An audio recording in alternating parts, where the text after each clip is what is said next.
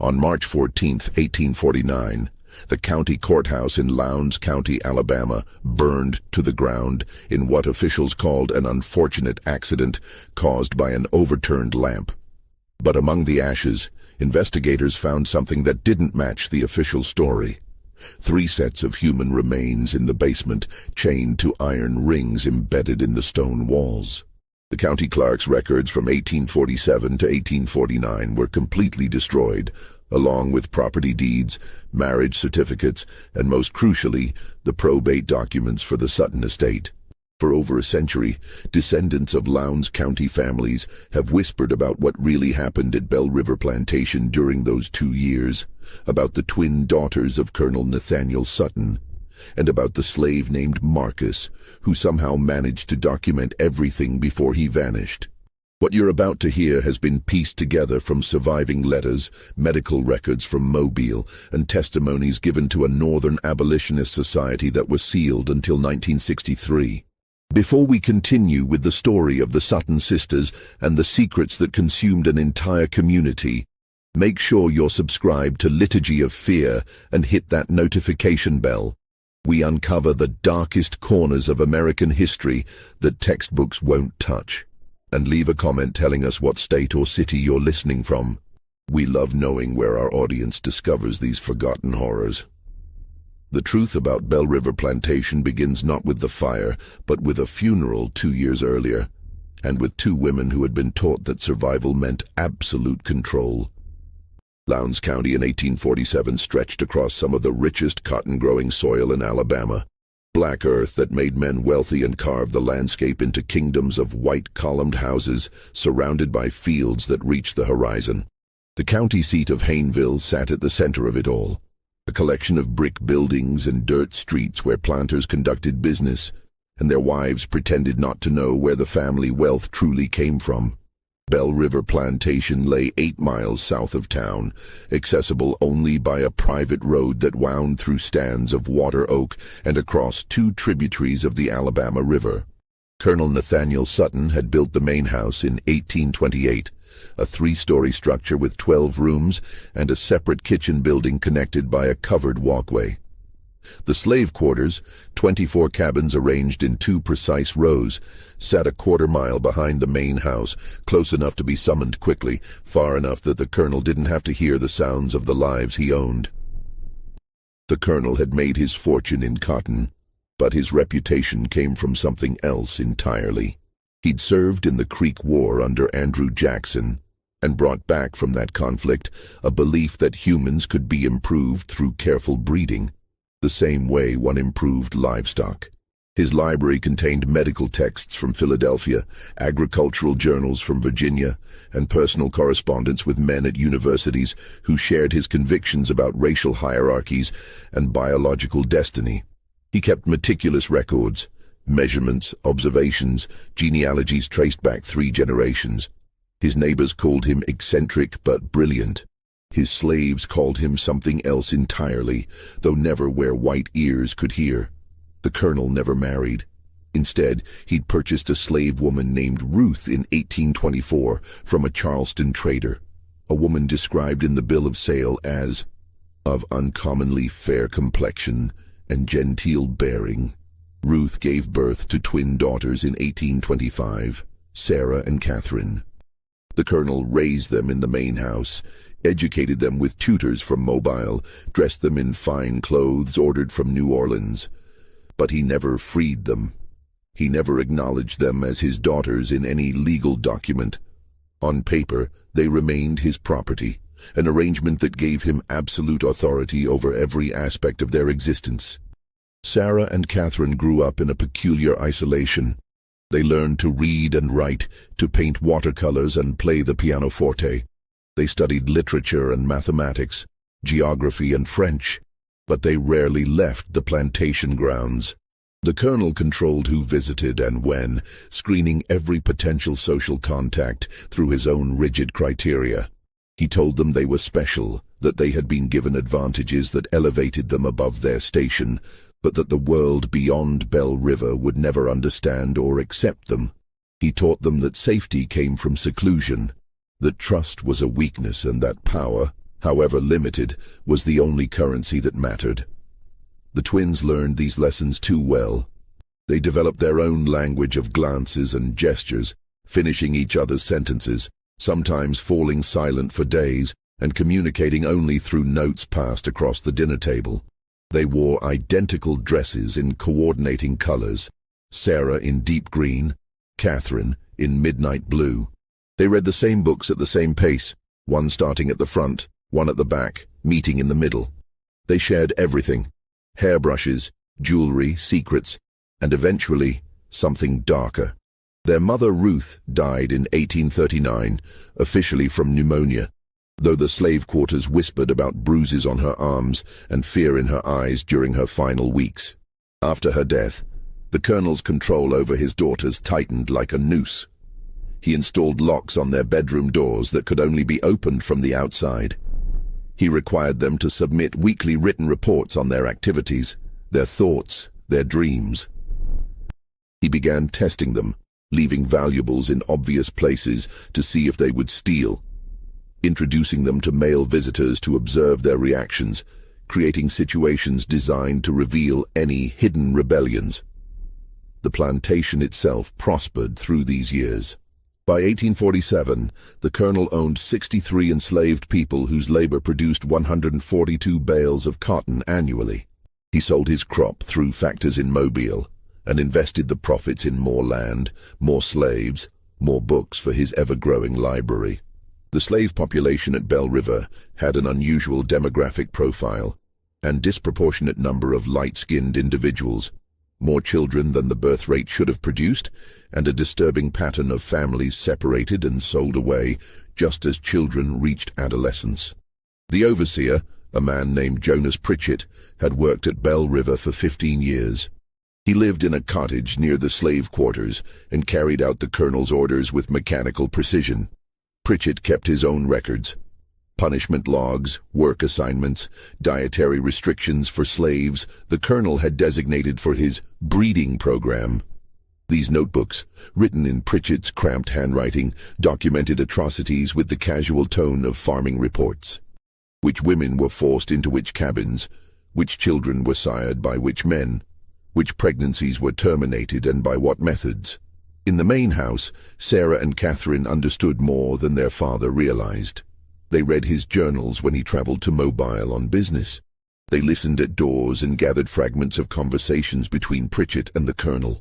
They knew what happened in the quarters after dark, knew which of the slaves were their half-siblings, knew that their father viewed human beings as experimental subjects in his personal laboratory of racial theory, and they learned to hate him with a cold, patient fury that would have terrified him if he'd recognized it. The morning of February 3rd, 1847 arrived with unseasonable warmth, temperatures climbing into the low 60s even before noon. Colonel Sutton had spent the previous evening in his study, working by lamplight on correspondence with a professor at the Medical College of South Carolina. The household staff noticed nothing unusual when he failed to appear for breakfast. He often worked through the night and slept late.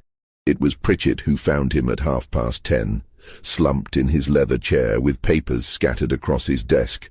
The colonel's face had a greyish tinge, and when Pritchett touched his hand to wake him, the skin felt cold and waxy. "Doctor." Amos Grayfield arrived from Hayneville 2 hours later and pronounced Colonel Nathaniel Sutton dead, estimating the time of death as sometime between midnight and dawn. "Heart seizure," Dr. Grayfield declared, barely glancing at the body.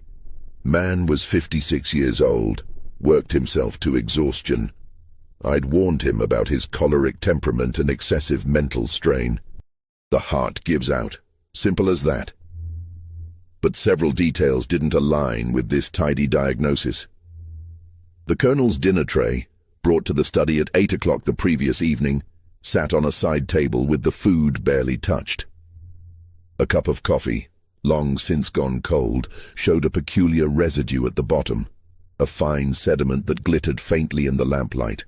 The colonel's final letter, addressed to his attorney in Mobile, remained unfinished mid-sentence. I have made certain arrangements regarding the future of my daughters, which must be executed precisely as stipulated, for their own protection, and for the preservation of my life's work.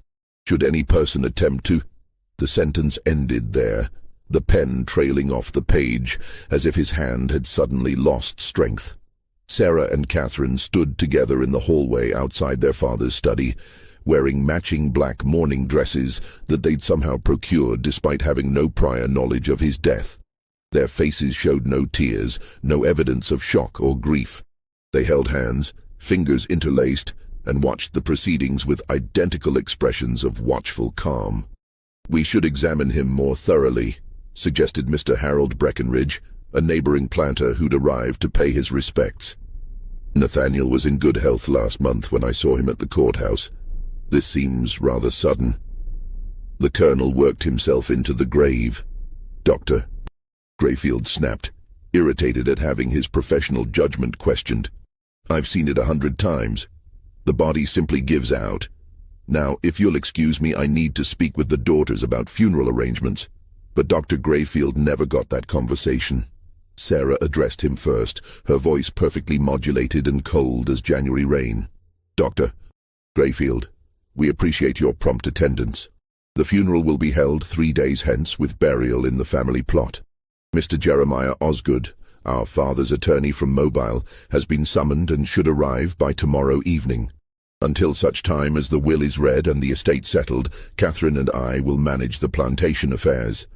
Pritchett will continue as overseer under our direct supervision." The men in the room exchanged glances.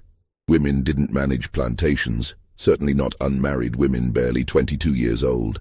And there was something else, something they couldn't quite articulate, a sense that Sarah and Catherine had been waiting for this moment, that they'd rehearsed these words and knew exactly how events would unfold. "Now, Miss Sarah," Mr. Breckenridge began in the patronizing tone men reserved for women discussing matters beyond their comprehension, "you can't seriously expect to—" "Our father educated us specifically for this eventuality," Catherine interrupted, her voice a mirror of her sister's. "We understand crop rotation, market factors, the management of field labor.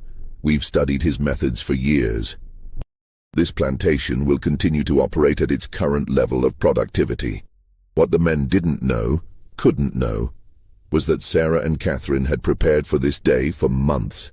They'd studied their father's account books, memorized the names and capabilities of every enslaved person on the property, learned which merchants in Hayneville could be manipulated and which needed to be avoided. They'd planned for every contingency except one, the specific contents of their father's will. The funeral took place on February 6th, under gray skies that threatened rain but never delivered. 43 neighbors and business associates attended, gathering in the parlor where the colonel's body lay in a walnut casket lined with white satin. The Reverend Samuel Yates from Hayneville's Presbyterian Church delivered a eulogy that praised the colonel's contributions to Alabama's agricultural prosperity and his devotion to advancing scientific knowledge. Not one enslaved person from Bell River attended the service, though they gathered in the quarters that evening for their own ceremony, a mixture of Christian hymns and older traditions, singing songs that celebrated liberation and the settling of accounts. They kept their voices low, but the sound carried across the fields to where Sarah and Catherine sat on the main house veranda, listening. "They think they're free now," Sarah said softly. "They'll learn differently," Catherine replied. Jeremiah Osgood arrived from Mobile the evening after the funeral, a portly man of 50 with silver hair and the careful manner of someone accustomed to delivering bad news to people who could afford to make his life difficult. He carried a leather satchel containing Colonel Sutton's will and several sealed documents marked for the twins' eyes only. The reading took place in the colonel's study, now thoroughly cleaned of any evidence of his final hours. Sarah and Catherine sat together on a settee, their black mourning dresses rustling slightly as they adjusted their positions. Pritchett stood by the door, uninvited but tolerated, his weathered face expressionless. Osgood opened his satchel and withdrew a thick document bound with black ribbon. Colonel Sutton revised his will on December 12, 1846, less than 2 months before his death. The provisions are unconventional. The document's opening paragraphs were standard: charitable bequests to the Presbyterian Church, personal items distributed to various acquaintances. Then Osgood reached the section concerning the plantation and its inhabitants. To my daughters Sarah and Catherine Sutton, I leave the entirety of Bell River Plantation, including all lands, structures, livestock, equipment, and human property, to be held jointly and equally between them. However, this bequest is conditional upon the following stipulations, which must be satisfied within 24 months of my death. Osgood paused, cleared his throat uncomfortably, and continued. First, both daughters must enter into lawful Christian marriage with men of suitable character and standing, approved by the executor of this estate. Second, both marriages must produce legitimate offspring within the stipulated time frame. Third, the daughters must maintain the plantation at current levels of productivity and demonstrate sound management of its resources. Sarah's hand tightened on Catherine's, their knuckles going white. Should these conditions not be met, Osgood read, his voice dropping lower, Bell River Plantation and all its assets shall be sold at public auction, with proceeds distributed equally among the following charitable institutions. The list included agricultural colleges, medical societies, and organizations dedicated to the advancement of scientific understanding of human populations. The colonel's final attempt to ensure his ideology outlived him. There's more, Osgood said, withdrawing a second document. A private letter to you both. He handed the sealed envelope to Sarah, who broke the wax seal with her thumbnail. Inside, their father's handwriting covered 3 pages of heavy cotton paper. Catherine leaned close, and they read together in silence. The letter explained the colonel's reasoning with chilling clarity. He'd observed their unnatural attachment to each other, their rejection of normal feminine interests in courtship and marriage. He'd concluded that they would never voluntarily separate, never form appropriate alliances with men who could continue his work and properly manage his estate. So he'd created a situation where they had no choice: marry and procreate, or lose everything. But the letter's final paragraph contained something more disturbing. I have made arrangements to ensure you choose wisely. My network of correspondence extends throughout the state and beyond. They will be watching, reporting back on your conduct and your choices. Remember always that you are what I made you, and you cannot escape the fundamental truth of your nature, no matter how you might pretend otherwise. The blood that flows through your veins is both your privilege and your prison. Sarah folded the letter carefully and placed it back in the envelope. When she looked up at Osgood, her expression betrayed nothing. We understand the terms. Who serves as executor? I do, along with Mr. Breckenridge as co-executor. We're charged with approving any marriage proposals and ensuring the conditions are met. 24 months, Catherine said. That gives us until February 1849. Correct. I must say, ladies, your father's provisions are highly irregular. Most attorneys would have counseled against. Our father's mind was entirely his own, Sarah interrupted. We'll comply with his wishes. Now, if you'll excuse us, we have plantation business to attend to. After Osgood left, promising to return in 6 months to assess their progress, the twins remained in the study. They sat in their father's chair, Catherine on the seat, Sarah perched on the armrest, and looked at the walls lined with journals and medical texts, at the ledgers documenting 2 decades of human experimentation disguised as agricultural management. We can't find suitable husbands in 24 months, Catherine said finally. He knew that. He designed this to fail. Not if we control every variable, Sarah replied. Father taught us that much. He believed humans could be bred like livestock, that every aspect of reproduction could be managed and directed. We'll prove him right, just not the way he intended. What are you suggesting? Sarah stood and moved to their father's desk, pulling open the bottom drawer where he'd kept his most private records. She withdrew a leather-bound journal and flipped it open to a page marked with a silk ribbon. Father's breeding logs. He documented everything, which combinations produced which results, which bloodlines he considered superior, which individuals he designated for his program. Catherine joined her, reading over her shoulder. The entries were clinical, dehumanizing, describing people as if they were cattle.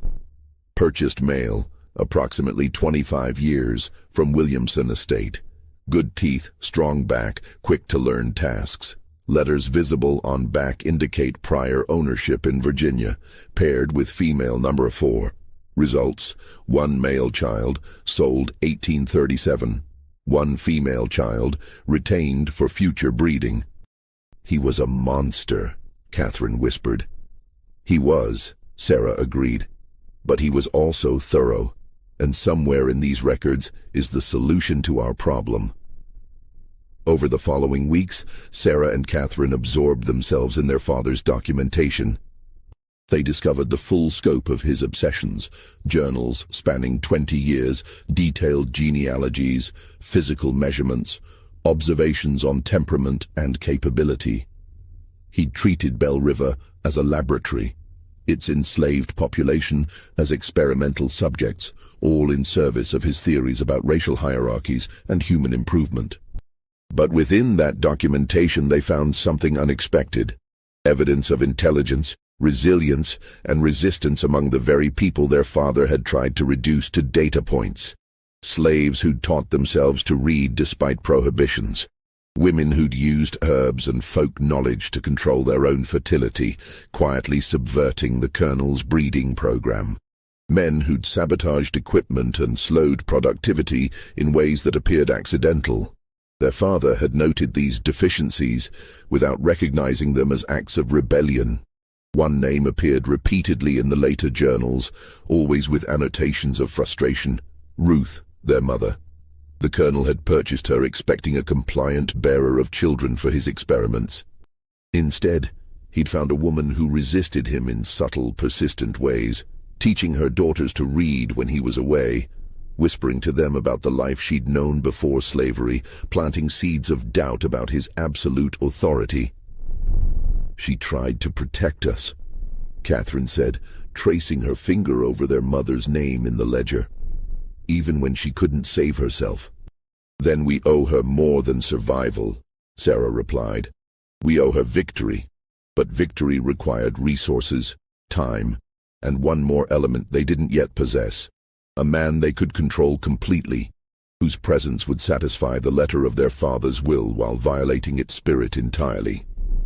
The solution arrived in late April, though they didn't recognize it immediately. The spring auction in Hayneville drew sellers and buyers from across central Alabama, transforming the courthouse square into a marketplace of human misery. Enslaved people stood on a raised platform, while white men examined them like livestock, checking teeth and muscle tone, asking invasive questions about work history and health. The air smelled of dust and sweat and fear.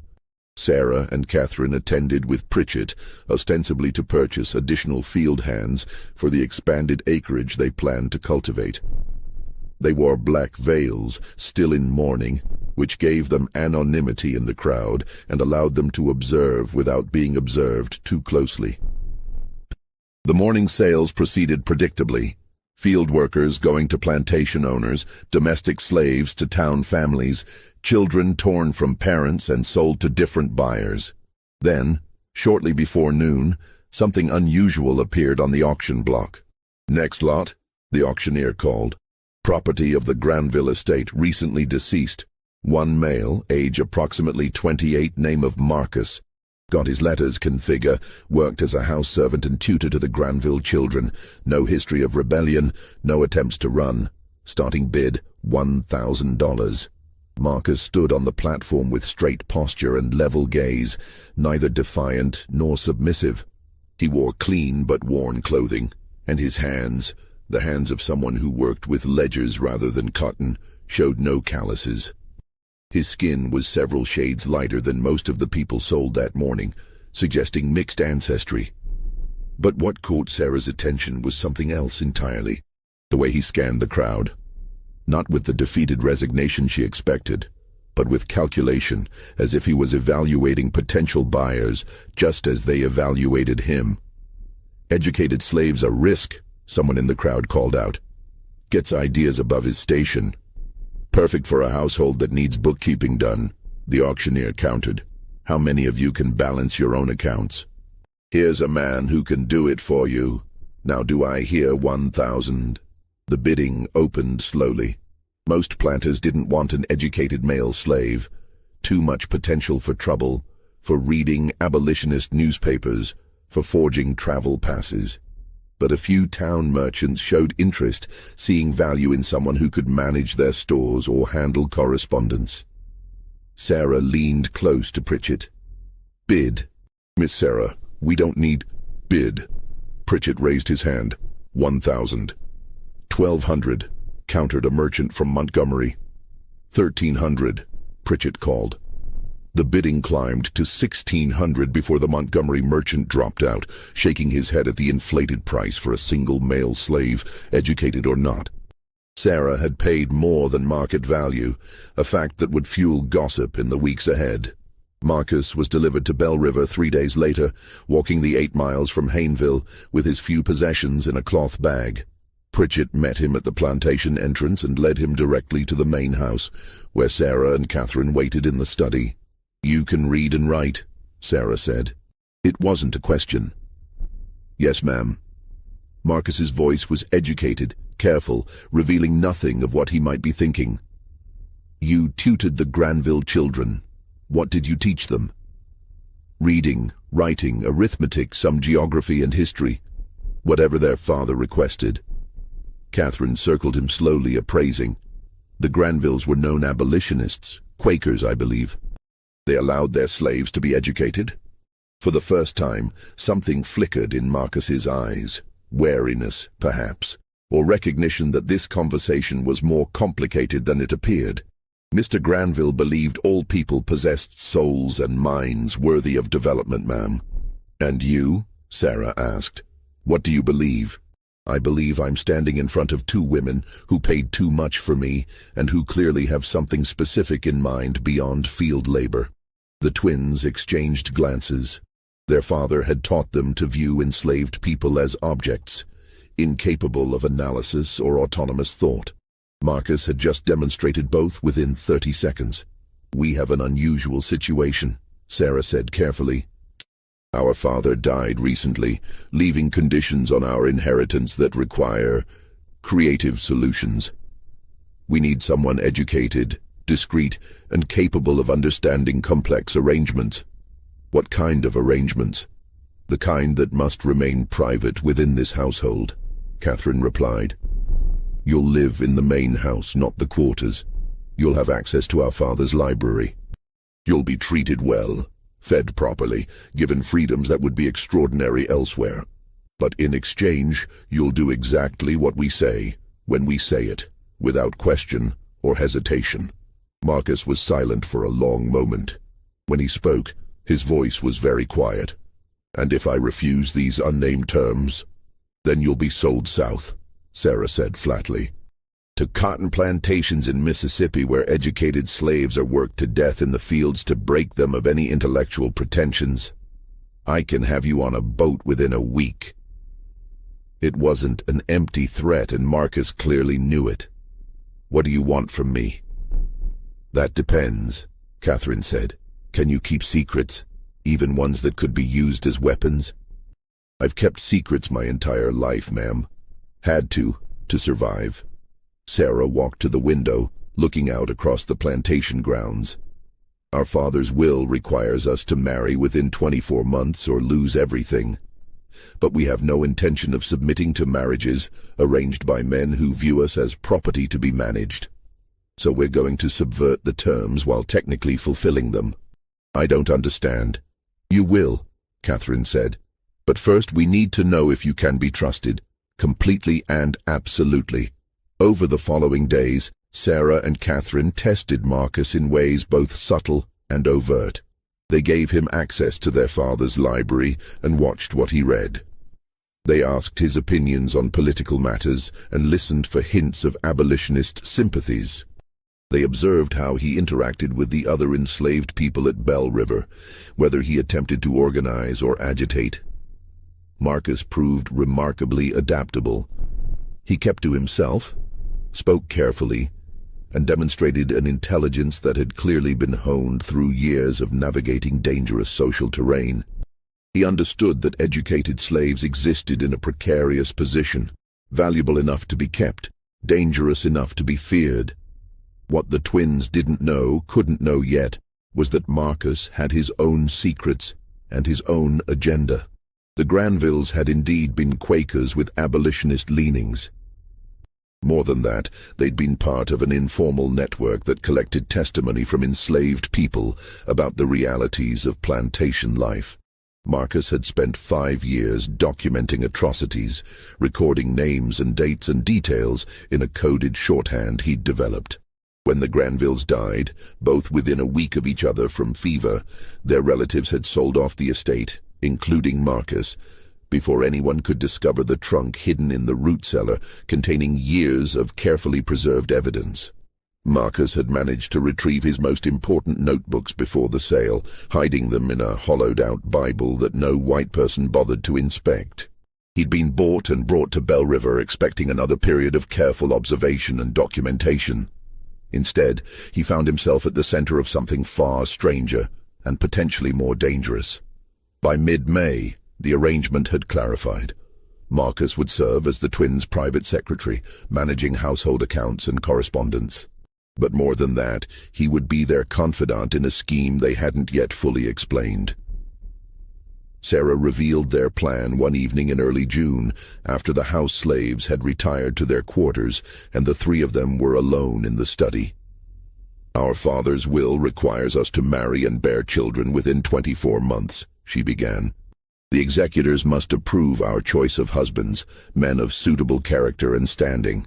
But the will says nothing about the husbands being suitable for us, only that they meet external criteria." "I'm not following," Marcus said. Catherine smiled, and there was something almost feral in it. "We're going to marry men we can control completely.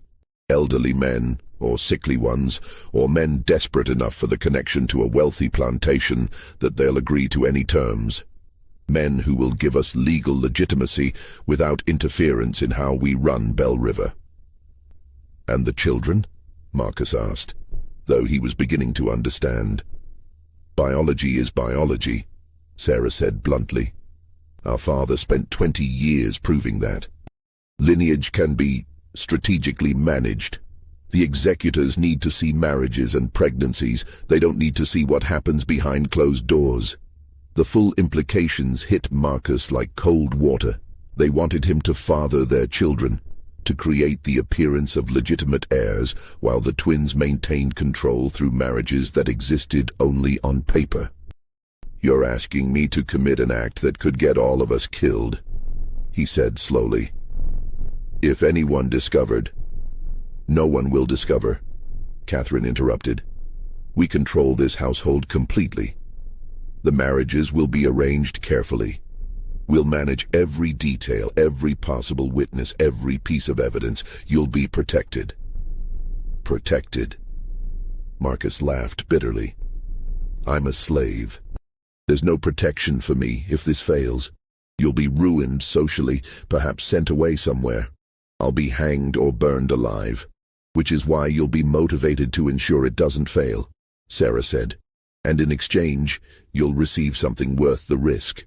"What could possibly be worth—" "Freedom," Catherine said quietly. "Documented legal freedom. And enough money to go north and start a new life. We'll wait until after the children are born and the estate is secure. Then we'll manumit you, provide funds, and send you away with a cover story that holds up to scrutiny." Marcus looked between them, searching for deception or false promises. "And if I refuse?"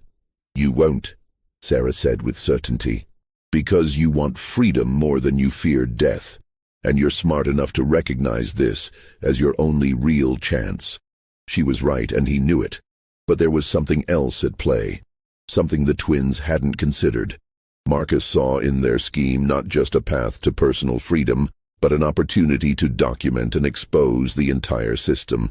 If he could gather evidence about the Sutton family's secrets, about the Colonel's experiments, about the network of planters and overseers who'd collaborated in decades of atrocities, he could send that information north and strike a blow against the institution that had stolen his life.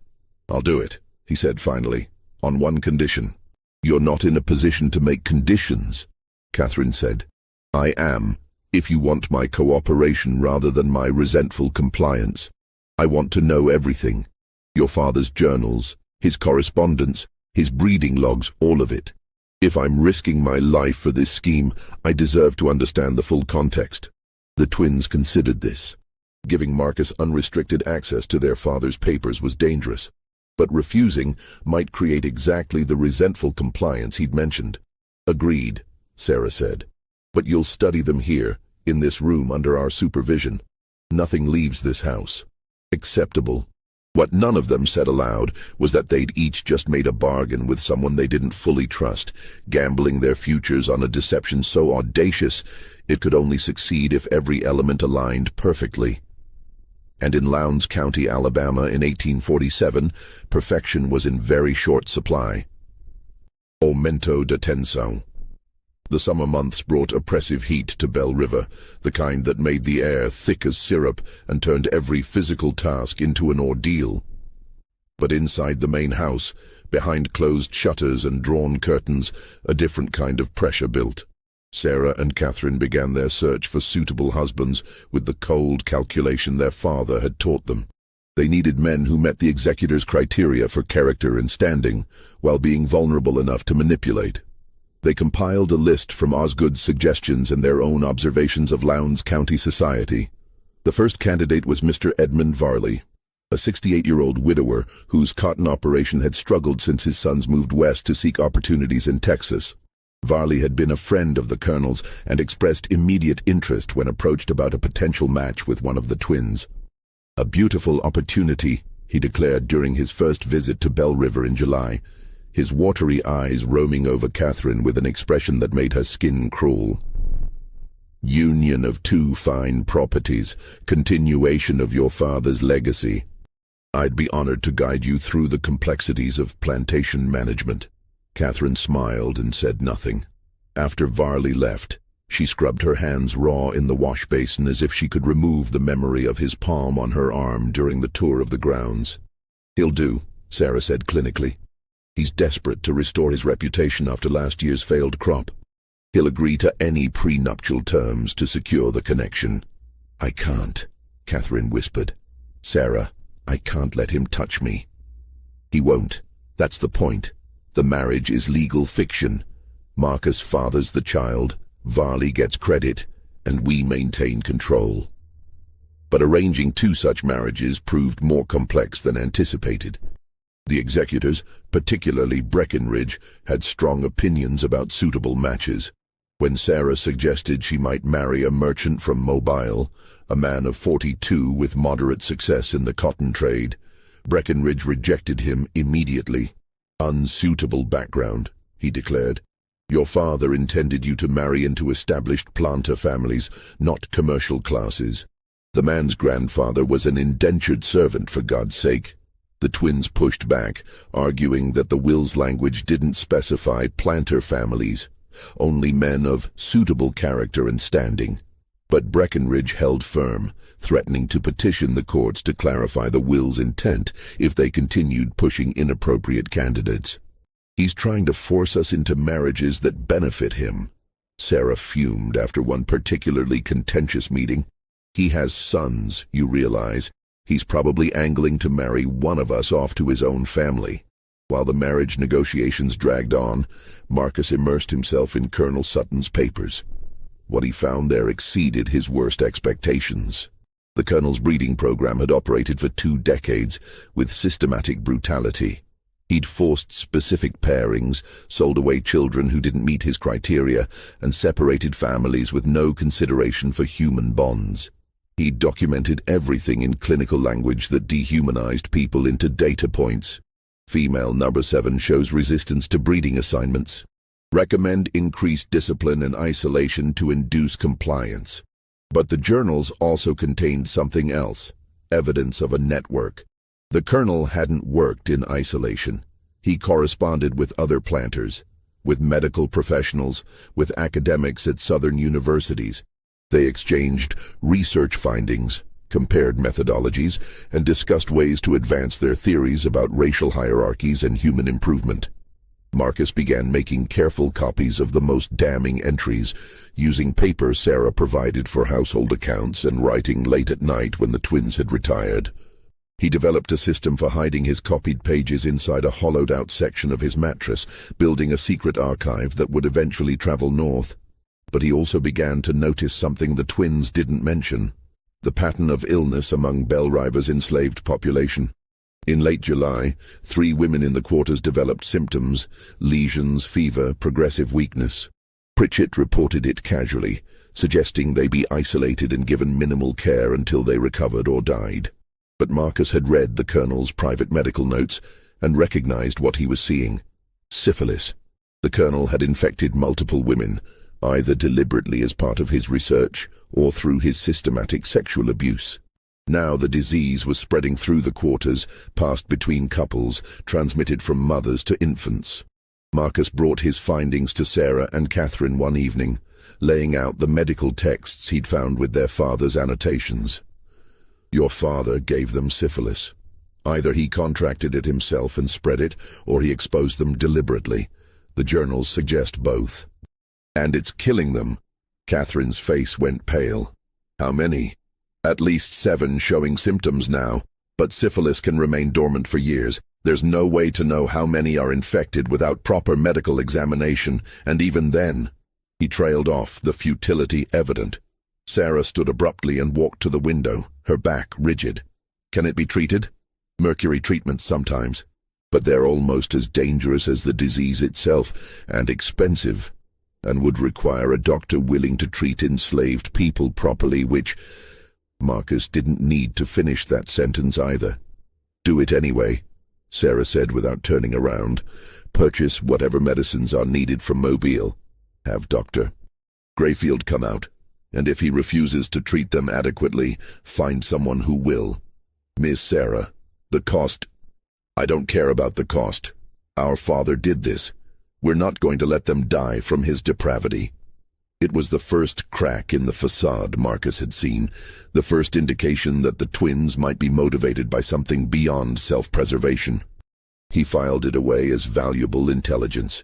Dr. Grayfield arrived 2 days later, irritated at being summoned to treat slaves. He examined the sick women with barely concealed disgust, confirmed the diagnosis, and prescribed mercury treatments with the cheerful confidence of someone who didn't particularly care whether the patient survived. "Course of treatment takes months," he said, washing his hands in the basin a house servant provided. "Can't guarantee results. Frankly, might be more economical to just isolate them and let nature take its course. Replace them with healthy stock." "We'll take your prescription," Catherine said coldly, "and we'll need you to examine the entire slave population. Everyone. Identify all potential cases." Grayfield's eyebrows rose. "That's 40+ people. The expense is ours to bear. When can you begin?" The examinations took place over 3 days in August, conducted in a cabin Pritchett cleared for the purpose. Grayfield worked with mechanical efficiency, noting symptoms in a ledger and dispensing diagnoses with the bedside manner of a livestock inspector. The final count was worse than Marcus had feared. 14 confirmed cases, another 8 probables. Nearly a third of Belle River's enslaved population had been infected by the colonel's systematic abuse. Sarah and Catherine absorbed this information in silence. Then Sarah made a decision that would have shocked their father and confused their neighbors. "We're treating all of them," she announced. "Purchase the mercury, the bandages, whatever's needed. Improved rations for the sick. They need strength to survive the treatment. Reduced work quotas. And Marcus, you'll oversee the treatments. Keep detailed records of who receives what and their progress." "Miss Sarah," Pritchett objected, "this is going to cost thousands of dollars and reduce productivity significantly. Your father would never..." "Our father did this to them," Catherine interrupted. "We're correcting his damage. The expense is irrelevant." What the twins didn't articulate, even to each other, was the complex motivation behind their decision. Partly it was pragmatic. Dead slaves couldn't work, and the plantation's value depended on its labor force. Partly it was guilt, recognizing their complicity in their father's system even as his victims. But partly it was something else, something neither wanted to examine too closely. The recognition that their father's greatest crime wasn't the specific atrocities he'd committed, but the fundamental belief that other people existed only as instruments for his purposes. They'd been raised to think the same way. Now, confronted with the human cost of that worldview, they were being forced to choose what kind of people they would become. Marcus watched these developments with growing confusion. He'd expected to find monsters at Bell River, people who viewed him as less than human. Instead, he'd found two women who'd been made into something twisted by their father's abuse, who were now struggling to untangle their own humanity from the poison he'd fed them. It didn't make them allies. It didn't mean he trusted them. But it complicated his simple narrative of oppressor, and oppressed in ways that made his documentation more difficult. While Marcus grappled with moral complexity, the marriage negotiations reached a crisis point. In September, Breckenridge arrived at Bell River with a proposal. His nephew, Thomas Breckenridge, age 34, recently returned from New Orleans, where his cotton brokerage had failed due to what was delicately termed unfortunate investments. Thomas needed a fresh start and a wealthy connection. Sarah needed a husband the executors would approve. "Perfect match," Breckenridge declared, having already decided the matter. "Thomas has impeccable breeding, understands plantation management, and will provide the steady male guidance you require." Sarah met Thomas twice before reaching her conclusion. He was weak, vain, and deeply in debt, which made him perfect for her purposes. "I'll agree to the match," she told Breckenridge, "under specific conditions.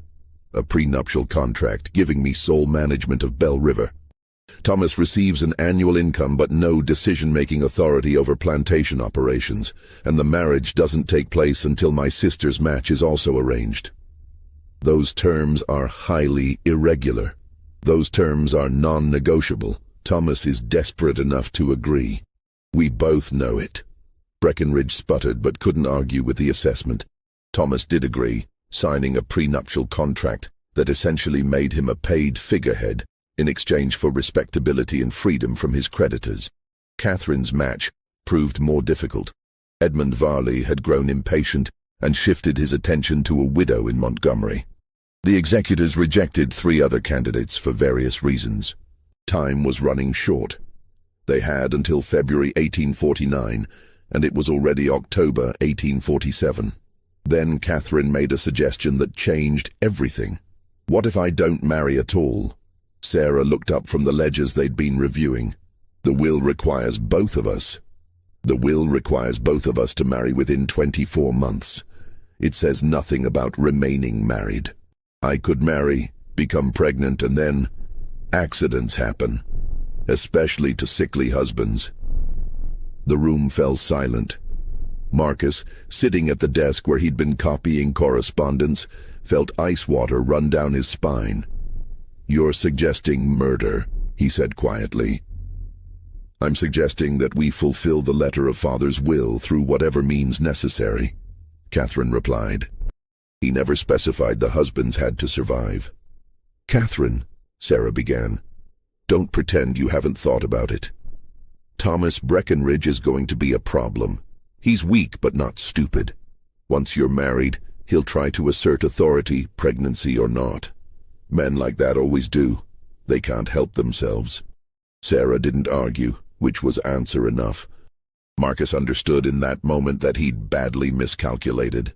He'd thought the twins were victims of their circumstances, trapped women trying to escape their father's control through desperate means. But they were their father's daughters in ways that went deeper than blood. They'd learned to view people as obstacles to be managed or removed. "If you're planning to kill anyone," he said carefully, "I want no part of it. That's not what I agreed to." You agreed to do what we say, Catherine reminded him.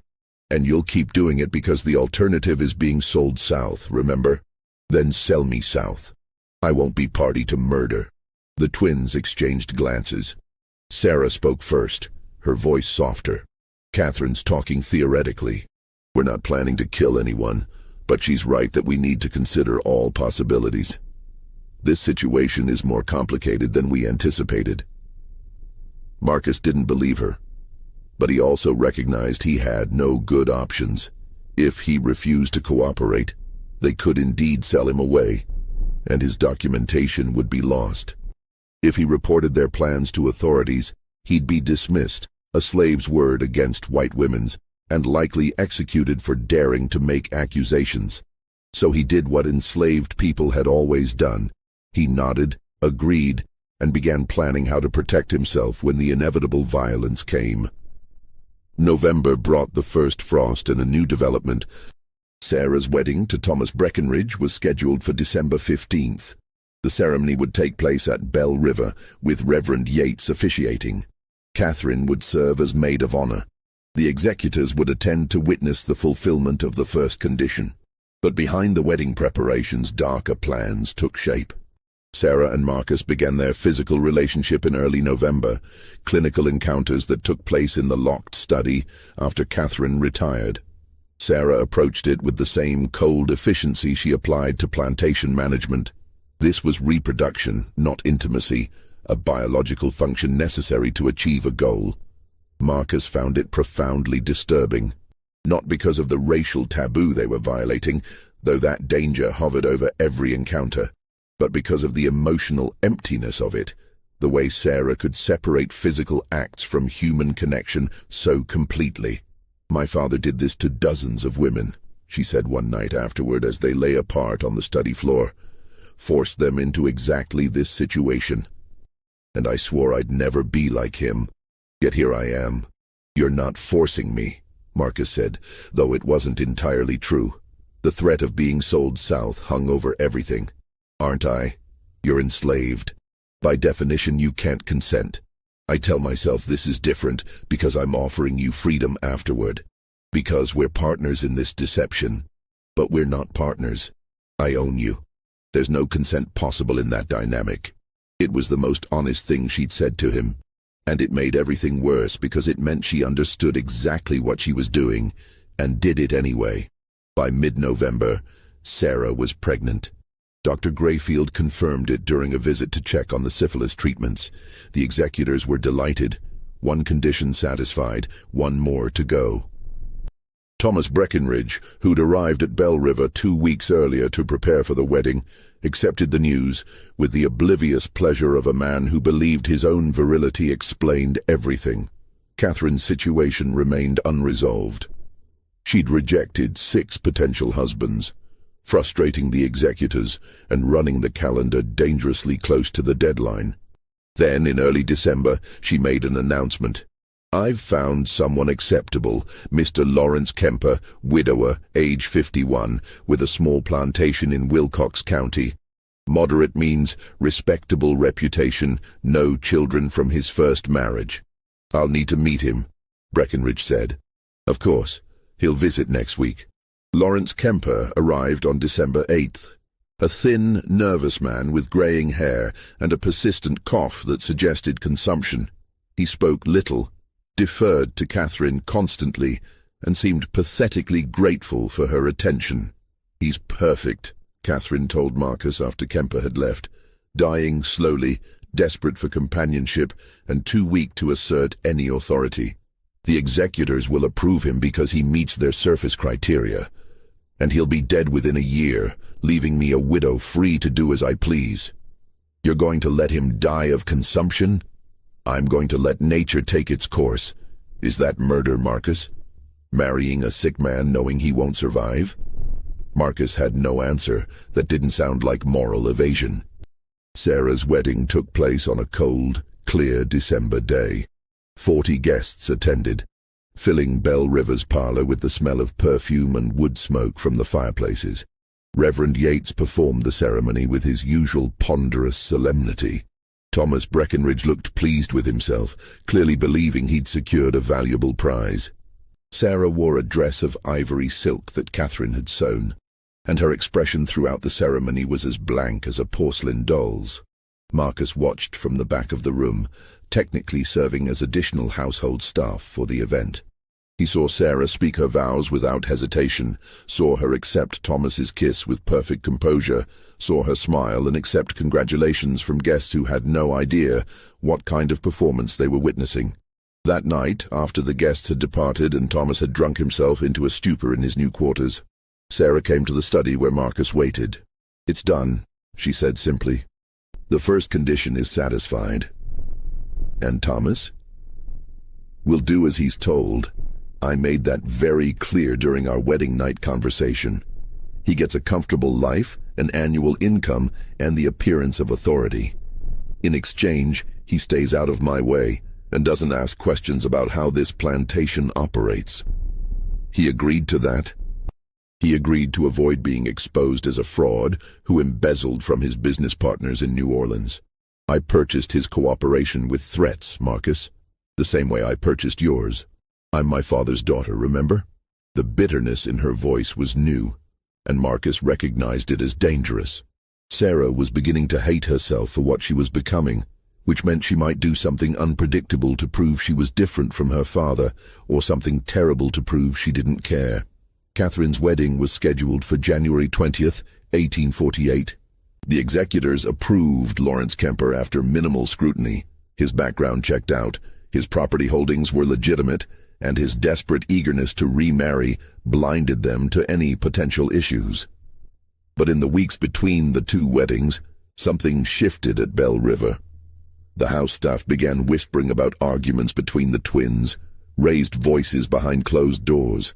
Pritchett reported that both women seemed distracted, making decisions about plantation management and then countermanding them hours later. Marcus knew what was happening.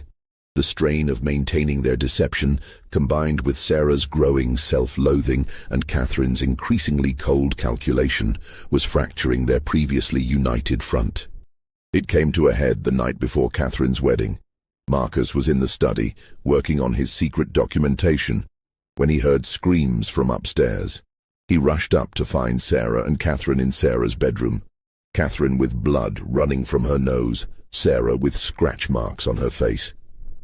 "She wants to kill him," Sarah shouted when she saw Marcus. "Not just let him die, actually poison him." "He's dying anyway," Catherine screamed back. "Why wait? Why risk him changing his mind about the marriage terms?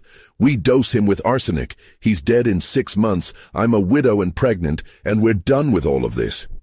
"Because that makes us murderers. Actual, deliberate murderers." "We're already murderers. Or had you forgotten the coffee you served father the night he died?" The room went silent. Marcus stared at the twins, understanding flooding through him with sickening clarity. "You killed your father," he said. Sarah sank onto the bed, her face in her hands. "Arsenic mixed with powdered glass in his coffee. Small amounts over 3 weeks. Made it look like heart failure. Doctor." Grayfield never suspected because he wanted to believe it was natural causes. "We had to," Catherine said, her voice defiant. "He was going to sell Marcus and 3 other slaves to a trader from Mississippi. We overheard him making arrangements. And he was planning to force us into marriages with men he'd selected, men who would have helped him continue his breeding program. We had no choice." "There's always a choice," Marcus said quietly. "Easy for you to say," Catherine snapped. "You're not trapped in a cage built by a man who viewed you as a biological experiment." "I'm trapped in a cage too, just a different kind, and I've never killed anyone to escape it." The argument might have continued, but they heard footsteps on the stairs. Thomas, stumbling drunkenly toward his wife's bedroom. The 3 conspirators fell silent, listening to him curse as he fumbled with the door handle, then give up and shuffle away. After he'd gone, Sarah spoke quietly. "We can't do this again. Catherine, if you poison Lawrence, it's over. Someone will notice. Someone will investigate. And all of this, The plantation, our freedom, Marcus's documentation, all of it will be destroyed. Then what do you suggest? We're running out of time. We wait. We let nature take its course with Lawrence. We endure. And when it's finally over, when we've satisfied Father's conditions and secured the inheritance, then we decide who we want to be. Catherine didn't answer immediately. When she did, her voice was tired. I don't know if I can endure anymore. I don't know if there's anything left of me to save. Marcus, watching them, realized he'd been documenting the wrong story. He'd focused on the Colonel's atrocities, the systematic abuse, the breeding program.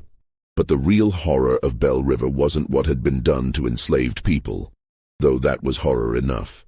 It was what had been done to the twins themselves, the way their father had twisted them into weapons and then aimed them at each other. They were victims and perpetrators simultaneously, trapped in roles they hadn't chosen, but were now performing with increasing desperation. And Marcus was trapped with them, his own survival dependent on a scheme that seemed more likely every day to end in catastrophic violence. Catherine's wedding to Lawrence Kemper took place on January 20th, 1848, a smaller affair with only 20 guests. Kemper looked skeletal, his cough worsening in the January cold. He needed Catherine's support to walk to the parlor where Reverend Yates waited. The ceremony lasted 12 minutes. When Yates pronounced them married, Kemper attempted to kiss his bride but was seized by a coughing fit that left blood on his handkerchief. Consumption's got him good, Dr. Grayfield muttered to Breckenridge. Give him 6 months, maybe less. Lawrence Kemper moved into Bell River that evening, taking a bedroom far from Catherine's. He seemed pathetically grateful for every small kindness, thanking servants repeatedly for bringing him water and stoking his fire. Catherine and Marcus began their encounters in early February. Unlike Sarah's bitter honesty, Catherine treated it as another transaction to be completed efficiently. She scheduled specific times, and afterward left without conversation. By March, Catherine was pregnant. Lawrence Kemper, confined to his bed by worsening illness, accepted the news with confused pleasure. "Thank God," he wheezed. "You'll have something to remember me by." The executors visited in April to verify both pregnancies. They found everything in order. Both twins married, both pregnant, cotton production maintained. Breckenridge pronounced himself satisfied. Meanwhile, Marcus spent his nights documenting everything. He now had evidence of the Colonel's breeding program, the syphilis epidemic, the poisoning, and the marriage scheme. But he still couldn't figure out how to get the documents north without being caught.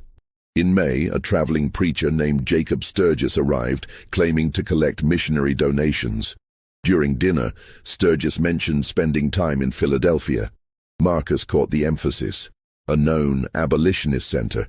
He made a small hand gesture, a sign used by Underground Railroad operatives. Sturgis paused mid-sentence, his eyes flickering to Marcus, then continued without missing a beat. Later, Marcus approached him near the stable. "I have documents. Evidence of crimes. It needs to reach Philadelphia." After consideration, Sturgis agreed. Marcus spent 10 days copying his most crucial documentation onto thin paper, writing in microscopic hand. He documented the Colonel's experiments, the forced breeding, the syphilis epidemic, the poisoning, and his own role in the twins' scheme. He enlisted Isaiah, a field worker, to deliver the documents to Sturgis in Selma. 2 weeks later, Isaiah returned, confirming delivery. Marcus felt simultaneously liberated and terrified. The evidence now existed beyond the twins' control. But if discovered, he was a dead man. Summer brought mounting tension. Sarah's pregnancy advanced normally, though she grew increasingly withdrawn. Thomas Breckenridge took to drinking heavily. Lawrence Kemper lingered in his sick room, attended by patient servants. Then Sarah began visiting Lawrence, bringing him books. He'd been a teacher once, he explained. Before inheriting a plantation, he'd never learned to manage properly. "I'm just a school teacher who wanted to read books," he said weakly. "Is that so terrible?" Sarah had no answer. On August 17, 1848, Lawrence Kemper died in his sleep from consumption. He was buried 3 days later, his brief presence memorialized with a simple headstone. Lawrence Kemper, 1797–1848, he found peace at the end. Catherine was now a pregnant widow, the will's conditions fulfilled. But something changed in her after Lawrence's death, guilt, even though she hadn't actively killed him. In mid-September, a woman appeared claiming to be the colonel's half-sister, threatening lawsuits if not given a settlement. The twins knew she was a fraud, but before they could act, she approached Pritchett with a bribery offer. Pritchett reported it immediately. Armed with this evidence, the twins confronted the fraud and her lawyer in Hayneville. The meeting was brief and brutal. They left Alabama within 24 hours. But the incident revealed their vulnerability. Until the babies were born, they remained targets. In late October, everything nearly unraveled. Thomas Breckinridge, drunk after winning at cards, mentioned that Sarah had been pregnant within weeks of their marriage. Surprisingly quick timing. Word spread through Lowndes County within days. The scandal hit Bell River like a thunderstorm. Breckinridge arrived demanding explanations. Sarah made a decision. She stood before prominent neighbors, 7 months pregnant, and delivered a calculated confession. "I was violated," she said steadily. "Before our marriage, Thomas and I were intimate. I became pregnant. Rather than cancel the marriage and face ruin, we proceeded with the ceremony. It was wrong, it was sinful, but it doesn't invalidate our father's will." The men exchanged uncomfortable glances. Premarital intimacy was scandalous but not unprecedented. Sarah's frank admission made the story believable, a lie that protected the greater deception underneath. "What about your sister?" Breckinridge asked. "Catherine's situation is entirely proper." Breckinridge studied her carefully but had no evidence to disprove her story. "This matter is closed," he declared finally. "The will's conditions have been met." After everyone left, Sarah collapsed in the parlor, her composure finally breaking. Sarah went into labor on November 14, 1848. The labor lasted 18 hours. At dawn on November 15th, a baby's cry pierced the morning silence. "A girl," the midwife announced. "Small but healthy." Sarah lay exhausted against the pillows, her daughter wrapped in blankets beside her. The baby had dark hair and ambiguous features, useful in a house built on lies. "She's free," Sarah whispered. "That's all that matters."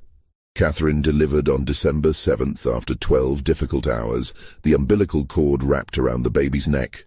The midwife worked with calm efficiency until a weak cry confirmed survival. "Another girl," she said. "She's a fighter." Catherine looked at her daughter, darker than Sarah's child, with features requiring careful explanation. "I'm calling her Ruth, after our mother. And mine will be Abigail," Sarah said through tears, "after the grandmother we never knew." The names honored women their father had erased. They were the first decisions the twins had made that weren't calculated for advantage. Simply mothers naming their daughters. The executors visited on December 20th to verify both births and finalize the estate transfer. Breckinridge examined the babies clinically, noted their existence, and pronounced the will's conditions fully satisfied. Bell River Plantation is hereby transferred to Sarah Breckinridge and Catherine Kemper. The estate is officially closed. After he left, Sarah felt nothing. No triumph, no relief, just exhaustion. They'd won, but the cost had been enormous. Marcus entered carrying Abigail. She wants her mother. As Sarah took her daughter, she made a decision. "We're keeping our promise. Your manumission papers will be filed next week. Funds sufficient to reach Philadelphia and establish yourself there." Marcus had been expecting delays. The directness caught him off guard. Just like that. "We made an agreement. I'm honoring it." "And the documents I sent north?" Sarah's eyes narrowed. "I know about those. Pritchett intercepts all correspondence. I know what was in them. Everything about Father's programs, the poisoning, our arrangement. Then why didn't you? Because you were right to document it. Someone needs to tell the truth. Maybe your testimony will reach people who can change things." Catherine appeared with Ruth. "We're not stopping you, but we're asking for 6 months. Stay until June, help stabilize operations. Then leave with our blessing and enough money to start fresh. It was masterful manipulation, but also honest. 6 months, he agreed. The winter passed in relative peace. Syphilis treatments continued, with several making full recoveries. The twins settled into motherhood while maintaining efficient plantation operations. Marcus spent evenings preparing for departure, but found himself reluctant to leave. He'd developed attachment to the children he'd fathered, and complicated understanding of the twins themselves. Victims attempting to escape victimhood, trying to be better than they'd been raised to be. In March, a letter arrived from Pennsylvania addressed to Marcus. It was from Jacob Sturgis. The testimony had reached the Pennsylvania Anti-Slavery Society. They were compiling it for a report on Alabama plantations. "Father's legacy will be exposure and condemnation," Sarah said quietly. "Everything he believed will be used as evidence of the system's depravity." "He was a monster," Marcus said. "I know, but he was also my father." They moved Marcus's departure to mid-April. The night before he left, Sarah called him to the study. "I've been thinking about what we did," she said. "We convinced ourselves we were different from Father because we offered you freedom, but we weren't different. We just used more sophisticated coercion." "I know. And yet you stayed the extra months, completed the treatments. You fulfilled your bargain even after you knew I'd discovered your documentation." Sarah handed him a satchel heavy with gold coins. "This is more than we agreed. There are also letters of introduction to merchants who won't question a freed slave with proper papers. Why? Because Abigail and Ruth will ask about their father someday. I want to tell them he was a good man who made difficult choices, who documented truth when others wanted it buried." Catherine appeared with both babies. "We're saying goodbye properly, as families should." Marcus held his daughters one last time, memorizing their faces. "Be good," he whispered. "Be better than all of us." Marcus left Bell River on April 18, 1849. He carried his papers and a daguerreotype Sarah had commissioned secretly, him holding both girls. On the back, Marcus and his daughters, April 1849. May they all find freedom. He reached Mobile and secured passage north. The ship departed April 23rd. He never returned to Alabama, but his testimony did. The Pennsylvania Anti-Slavery Society published their report in July 1849, detailing plantation conditions and naming Colonel Nathaniel Sutton specifically. It caused outrage in northern states and fury in southern ones. In August, Harold Breckinridge began asking questions about how Bell River information had reached Pennsylvania. On September 3rd, he arrived with a sheriff and warrant to search for evidence of abolitionist activity. "Marcus was manumitted," Sarah replied calmly. "He left with our blessing. Whatever he did after is his business. He stole property, your father's journals." "My father's journals passed to us. We gave Marcus access as part of his duties. What he did with that access is speculation." The search lasted 3 hours. They found nothing. Catherine had burned everything potentially incriminating weeks earlier. Breckinridge was forced to leave empty-handed, though his parting words carried threat. "This isn't over. Eventually, someone will find the truth." After he left, Catherine said, "We need to disappear." It took 6 weeks. They sold Bell River for immediate cash, manumitted several key people with funds to establish themselves, and sold the remaining population to a Quaker merchant who'd promised transport to free states. Thomas received his property and cash settlement for agreeing never to contest the sale. On October 14, 1849, Sarah and Catherine boarded a ship in Mobile bound for New Orleans, traveling as widows with infant daughters. But before leaving Alabama, they made one final stop. On October 15th, a fire started in the Hayneville courthouse basement. The building burned for 6 hours, collapsing before dawn. 3 bodies were found, identified as vagrants seeking shelter, though no one looked carefully at why they'd been chained in the basement. The investigation concluded an overturned lamp caused the accidental fire. Most county records from 1847-1849 were destroyed. Anyone trying to trace Belle River's history would find only fragments and gaps. Sarah and Catherine reached Wisconsin in December 1849. They purchased a small farm outside Madison using false identities, presenting themselves as widowed sisters starting over. Their daughters grew up knowing only that their mothers had come from Alabama, had escaped difficult circumstances, and that their father had been a good man who'd made sacrifices. Marcus established himself in Philadelphia as a bookkeeper. He never married, never had other children, never spoke publicly about Alabama. But he continued providing testimony and helped transport escaped slaves until the Civil War began. He kept the daguerreotype hidden, taking it out occasionally to look at his daughters' faces. In 1863, a Union lieutenant discovered a sealed trunk in Belle River's ruins containing journals and breeding logs that confirmed everything in the report and added new horrors. The documents became part of the case for why slavery needed complete abolition.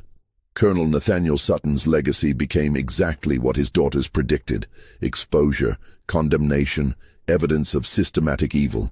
But the full truth about Sarah and Catherine, about Marcus and the children, remained hidden in burned records and carefully constructed lies. The courthouse fire was never solved, the bodies never identified, the documents never recovered. And the truth about the Alabama twin sisters who shared one male slave between them until they both got pregnant remained buried in ash and silence for over a century. Some historians claim the story is fabricated, that no records exist to support the alleged events. Others point to the Pennsylvania Anti-Slavery Society's report and argue that where there's documentation, there's truth.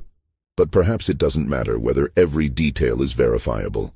What matters is what the story reveals about the system that made such events not only possible, but almost inevitable.